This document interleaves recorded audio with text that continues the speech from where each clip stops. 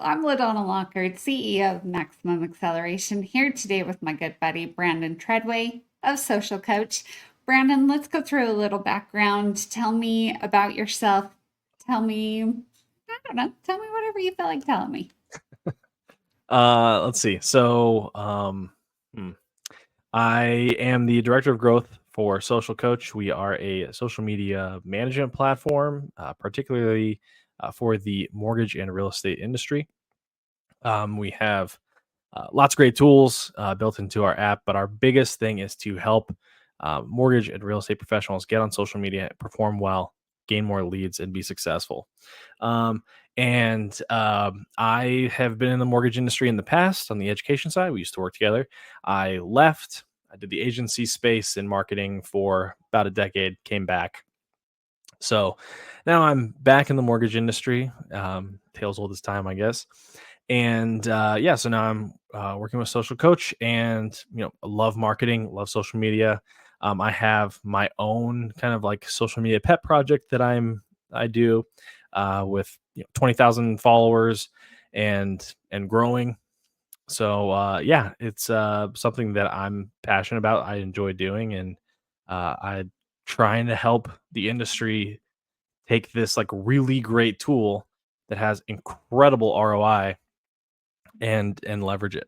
So So cool. You're right. I mean, your background really does parlay so perfectly into this. And you are a foremost expert in it because of the background that you come into this with the history of mortgage education, with your SEO background, with your just overall passion for all things social media. I mean, from the time that I've known you a decade plus ago, you were right there. You were always working your Twitter, working your Facebook, working all of the things. And now to watch your growth on TikTok has been so cool because it feels like it's just the natural progression for the times.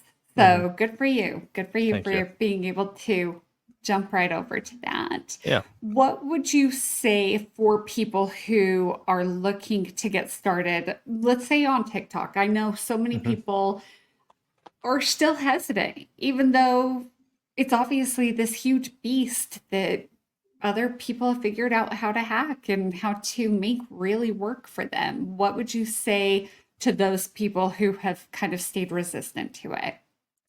To the people that have stayed resistant, most people that I talk to who are like, "Ah, I don't know if I want to get on TikTok," it comes down to two main things. One is that it's a platform they're unfamiliar with, and that's normal. The second is that they misunderstand the app itself. They assume it's like an app for children, that like children are dancing on this app, which used to be the case. That's not the case anymore. Basically, in 2020, the app, which had been around for a little bit of time, which was mainly just like a bunch of teenagers doing dancing challenges and stuff, uh, shifted and it became this like new entertainment platform during the pandemic. And the pandemic like really exploded TikTok. And now it's become the fastest growing social media platform with the highest opportunity for reach of any social media platform. So much so that I read a study kind of like leading into 2024 about where CMOs are planning to invest their marketing dollars, and 72% of all of the CMOs that were surveyed said that TikTok was one of the key investment strategies that they had in terms of their online digital marketing. So TikTok has so much opportunity, and one of the reasons for that is the way that the algorithm is built, the way that it's set up. Now, the TikTok algorithm is like the stuff of legend. Everyone wants it. It's the reason that ByteDance in China will not sell it in the US because it's so valuable. It understands each user so perfectly, and it knows how to, depending on the things that you're interacting with, the ways in which you're interacting with them, what topics and styles of content, it knows how to feed you what you are most interested in. And so because of that, it will kind of like test certain things on your algorithm and get you kind of put into a spot. Because of that, it is such a valuable thing for mortgage and real estate professionals that anyone who's really like flirting with the idea of buying a home tends to get some kind of mortgage and real estate style content on their TikTok feed. And here's the thing, the TikTok algorithm, because of the way it's built, has the biggest opportunity for reach of any social media platform, like, period, right now. It's so easy to go viral, get a ton of views, get likes. And the best way to do that is to get on the platform and start posting. It's not going to happen overnight, but as you get started, you will find that you will be reaching people that you never thought you could have touched because of the way that the platform works and operates. It's wicked smart. I mean, it really is so impressive the way that it is able to formulate and put the content together just to keep you scrolling and keep you going. It's amazing. Something that I've kind of wondered myself is there a way to train the algorithm, I guess, to get my content to the eyes of the people that I want it to see? Is that just consistency? Is it my content? Am I going to completely ruin what I've built if I put something kind of off brand on there? Walk me through it. Okay, lots of questions in there. The best way I'll to, I ask guess, them all train, over again. I guess the best way to train the algorithm into understanding your content is to, first off, be consistent in the content that you're creating. Hashtags help, but I have found that the hashtags on TikTok can be like an early kind of signifier of what your content is. But what it's looking at more than anything is, I've noticed three main things. One is your caption. Two is your on screen captions. So like what you're actually saying. And three is your comments. The comments that are coming in are helping to give the platform an idea of what you're actually talking about. And so I have found, one thing that a lot of creators are really trying to get, especially smaller creators who are trying to get their content found, is that at the top of your screen on TikTok, there's kind of like a little search bar. And in that search bar, it says, for most videos, it says find related content. But sometimes you'll be watching a video and above it, it'll say like kind of like a topic. It would say like, mortgage education at the top. That is TikTok basically categorizing your video as mortgage education or mortgage education related. And what I have found is that the content in my caption, the words that I'm saying in the video, and my comments together help to kind of give TikTok an idea of what category, style, or topic of content I've created. And it'll put that in that top bar. Sometimes it doesn't fit. Sometimes it's like, that's not really what I wanted to see up there. But it changes depending on, as I've noticed, the comments that you're getting. So I try and do a lot of like redirection in my comments. So if you go to my TikTok, you'll find that I'm responding to hundreds of comments. Like, I try to respond as many comments as I can. And if someone posts something or says something that's kind of like off topic, I'll try and like redirect them back so that I can keep my video in the topic that I'm trying to talk about. Um, yeah, I think what was your third question? I don't remember. It's so far removed at But this yeah, in point. terms But of algorithm and topic, yeah, that's the best way to do it is, oh, and there's nothing wrong with going off topic or off brand occasionally. I think that some great creators that I know, you know, there's nothing wrong with, I like to talk about like an 80/20 rule. 80% of your content should be your bread and butter content. But then 20% should be kind of like you experimenting with different things, trying out different things, branching out, because you may find something that works. Could be anything, and then you can find a way to integrate that back into that 80%, and now you have a more rich, robust 80% of really kind of like homegrown content that is your bread and butter, and now that 20% is something else that you can try. So there's that's nothing wrong really with trying it out. interesting. I like your insight about comments. I remember seeing in like a social media training one time, and they didn't get as granular as what you just did there, but they basically said never respond to your comments with just emojis. And I feel like that's exactly why. Of no, how about you take that opportunity to redirect it to where you want it to go or to further enhance what your messaging is. So great insight. I Yeah, it's love something I that. talk a lot to LOs, and some of the most successful ones that I have seen in their comments, they're always pushing for another question until the point where they ask something that they can say, "I'm gonna send you a DM." And now you're taking that conversation offline. That's like the ultimate goal right there. What do you think are the best engagement drivers? How do you think getting people to actually participate in what you're putting out there? What have you seen work? What have you seen just kind of die in the water? Um, Asking for engagement is dead. Like, don't be like, "Hey, like and comment on this video." Like, it sounds like you're begging. no one no one wants to help a beggar on social media. The more natural you can make the engagement feel, the better every time. The approach that I like to take is to ask a question at the beginning of all my videos and then give my answer and then re-ask the question at the end of the video. And that inherently invites people to want to comment with their answer.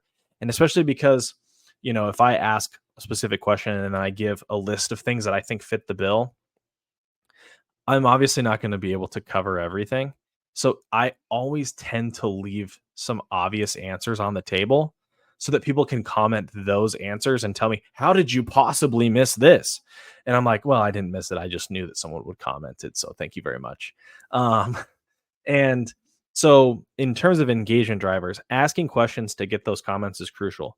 I just was reading this morning that Instagram's CEO was talking about the number one engagement driver. The most important thing that their algorithm is looking for now is shares.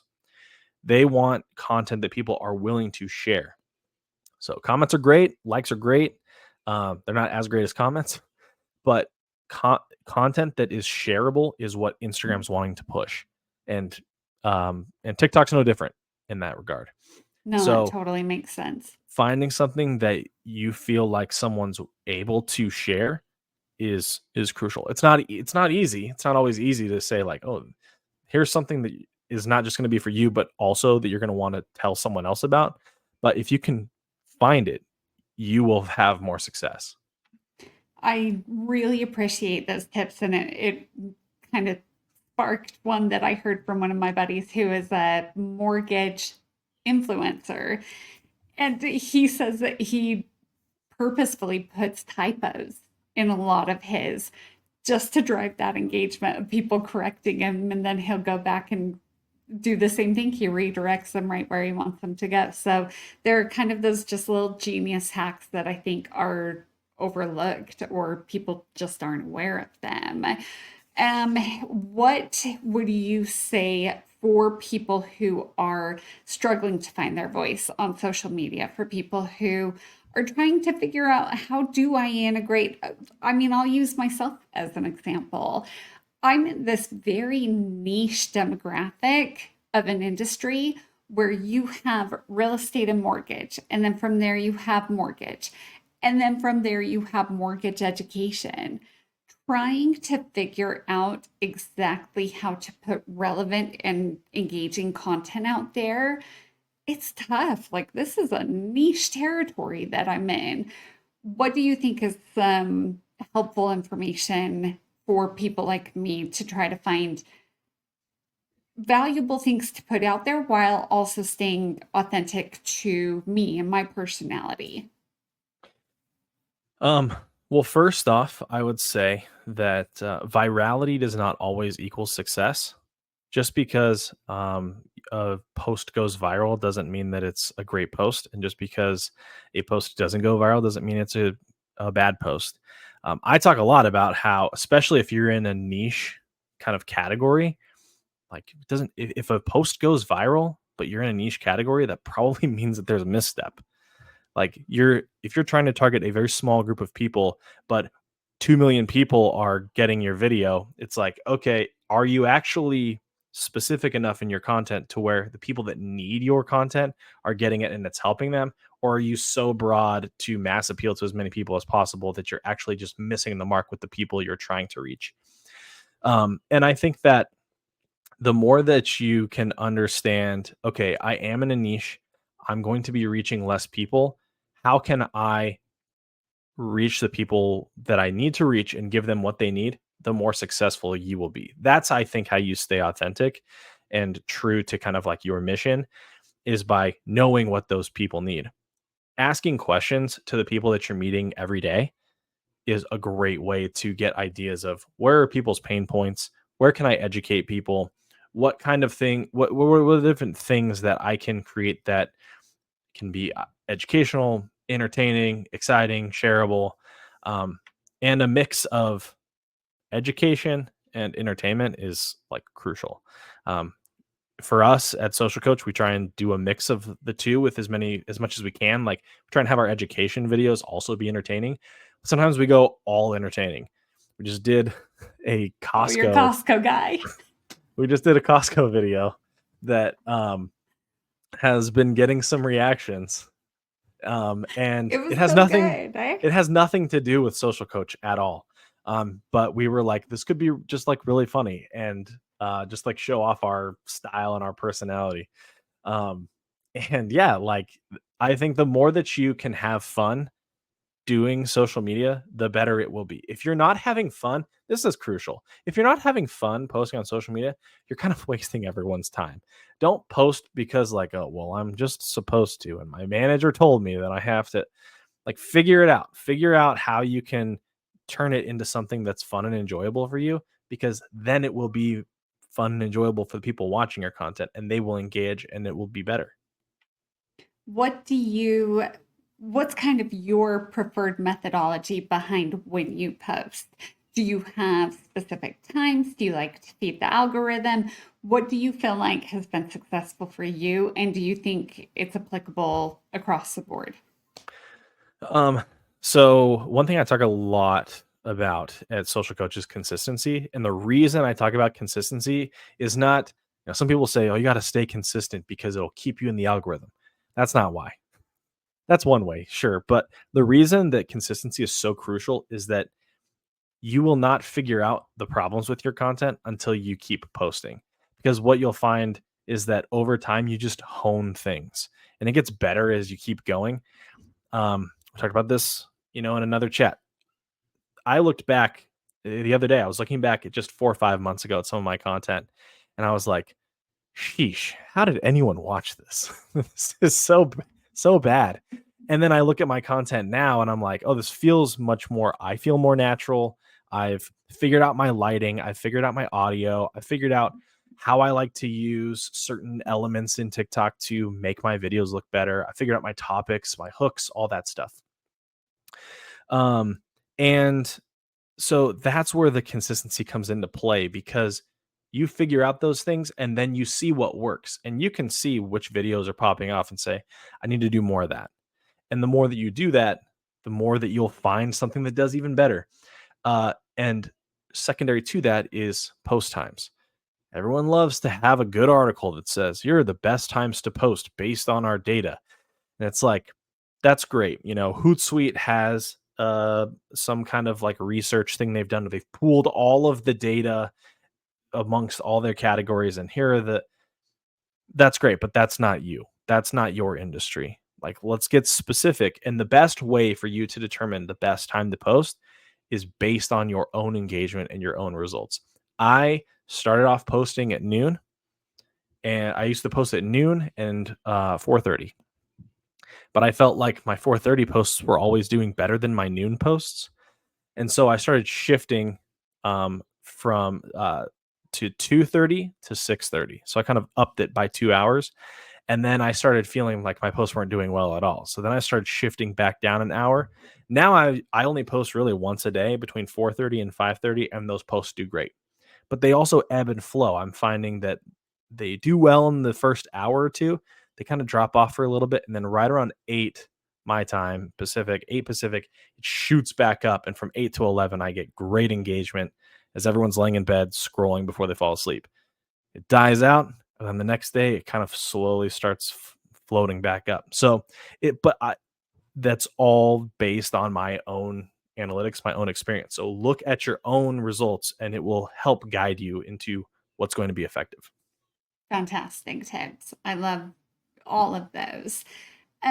Is there anything that you feel like is dead? That you're like, it's a trend, it's come and gone, or that you want to see just be done? Um, wow. So many things. The first one I would say is stop worrying about hashtags. Period. Um, that's not to say that there's no value in hashtags. There is still some value, but for the most part, the algorithms don't care about them. They don't like no one's few people are searching hashtags anymore. People just type in what they want and like it shows up. As long as your caption contains the thing that's in your hashtag, like you're good. The only time that I think hashtags are somewhat valuable is if they're kind of tangential to what you're talking about. You don't really mention them by name, either in your content or in your caption, but they kind of like make sense with what you're talking about. Um, then I would kind of have those as a hashtag, but hashtagging mortgage at the end of every post, like, please, I'm begging y'all to stop doing that. You're not helping your post because chances are you're already talking about mortgage. It's pretty obvious. So if you're putting hashtag mortgage, you're just throwing that hashtag into a sea of 7 million other posts that put hashtag mortgage. So the algorithms are so much smarter now than they were 10, 15 years ago when the hashtags made sense. So And I now I remember think when we you used can to let them always go. use hashtags and they were just like punchlines. Yep. Hashtag it wasn't me, you know? Like, Yeah, yeah. So it's good to see that the algorithms have picked up and they're, like you said, they've advanced so much. And I think you're right. People come to Instagram now more than ever as an actual, they're using it like Google. They're using it as a database to search things out. I find myself even doing it. So it makes sense that the content's going to be driven by what is actually in the content, not just in the hashtags. mhm. Do you think, tell me about your thoughts on reels versus carousel posts. What do you think is kind of the perfect combination? Do you have an opinion on that? I think that I think my 80/20 rule fits well for reels and carousels. Um, on TikTok, I would say that I don't use carousels as much as I use them occasionally, and they tend to do well. It's just that, like with the creator program, like you don't get any engagement, like you don't get anything from the creator program for carousels. So I don't really use them a ton. But the value is that we have data that says that carousels actually tend to do more in terms of engagement.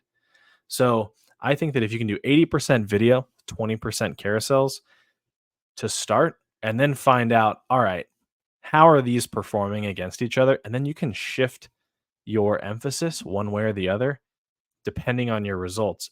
And in doing that, you will start to see improvements. Like it'll help kind of dictate your strategy. Yeah, no, that makes sense.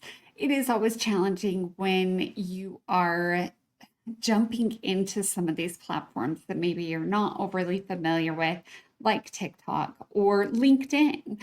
LinkedIn is one that I think is hugely underutilized, but at the same time, it's because it's so freaking hard to crack the LinkedIn code. I tried tirelessly. Tirelessly is a strong term. I tried okayishly for a while and I finally was just like, whatever, I can't hack it. I can't figure it out, but it doesn't mean that I don't still find the value in it. Do you believe in making different content to fit the different social media channels?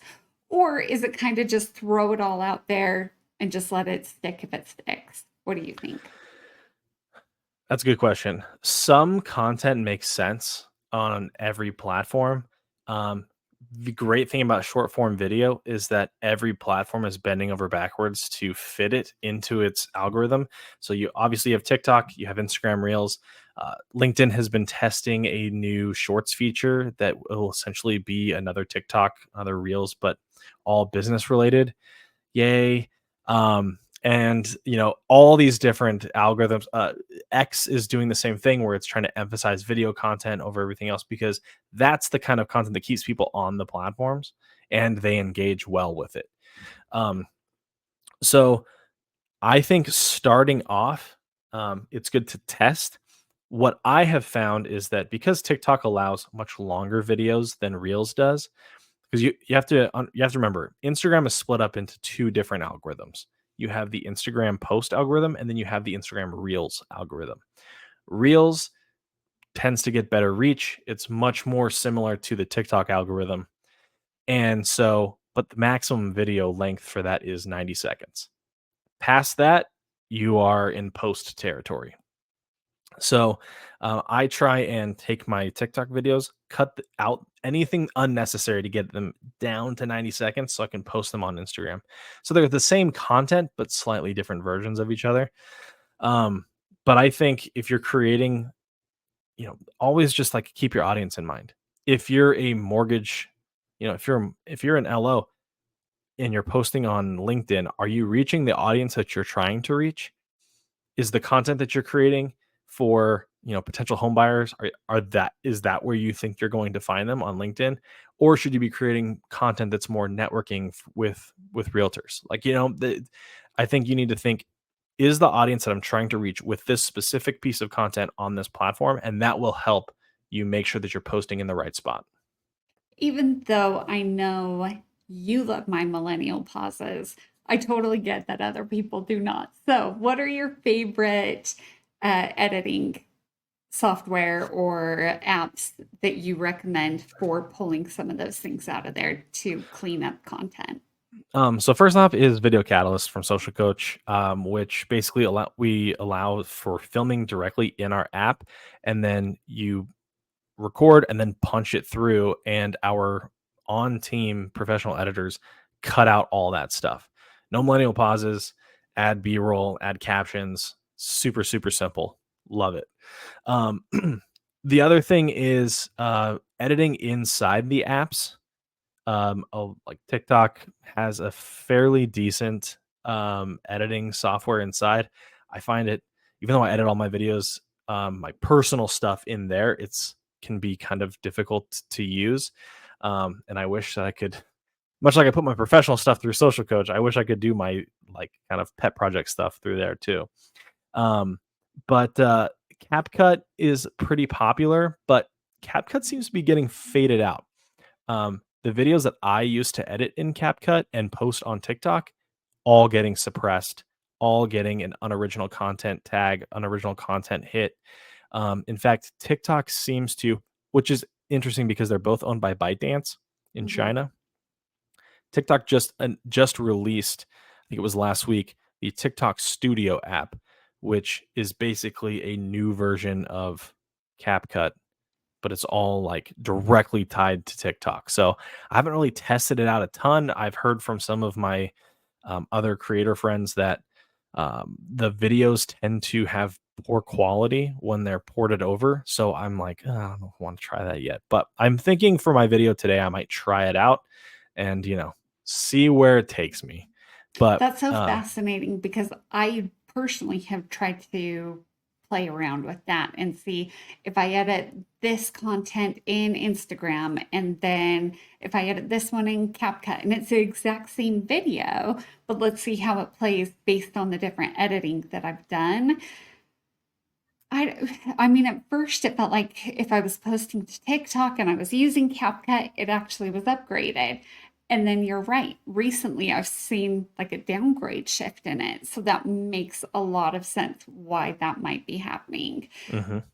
How, how are we supposed to just stay up on all of these things? Like, I am not a social media guru by any means, and I just have to know these things. What do I do? Where do I Well, turn? Who Well, come put to Brandon Social on Coach. speed dial? So on our Social Coach blog, I we post a lot of social media content, social media guides, things like that to kind of, and we're constantly updating them. So we have our TikTok guide, which we've updated for 2024. We keep tabs on what's happening and we update it for that. The other thing is you can subscribe to my newsletter, The Huddle, where every 2 weeks on the new one's going out tomorrow. So every 2 weeks we have a newsletter that goes out, which has updates from our CEO, like kind of like a thought around social media that he has, but then also updates from blog articles, updates in the industry, and also tips, tricks, hacks for social media. Like we really pack that thing full with ways that you can improve your social media and help you stay on top of all the craziness that is social media news. Do you think is that pretty industry specific or is it relevant for anyone? So I would say that it's mortgage and real estate specific with the way that we approach it, but the principles and the things in there are applicable completely in any industry. That's cool. That's Yeah, really cool. And it's free. Anyone can it's free. subscribe. Yeah, I Well, you will. can't argue with the price. I'll. Yeah, I'll give you the link, so you can attach it here. But yeah, feel free to. Anyone can subscribe to it. In any industry. But yeah, it's a great newsletter, which I'm biased because I write it, but you know, It's okay. We let our biases show here. We're fine. yeah. Well, thank you for doing this. I feel like we could just chat on and on and on all things social media. So we'll probably have to do like a follow up to this at some point where maybe we break things down even more. But for now, this has been fantastic. Thank you again for your insight. Thank you for being a friend. Thank you for being someone that I feel like I can call when, I don't know what to do with my social Who are you media gonna self. call? Me. Well, thank you again, Brandon. You're the best, and we'll chat soon.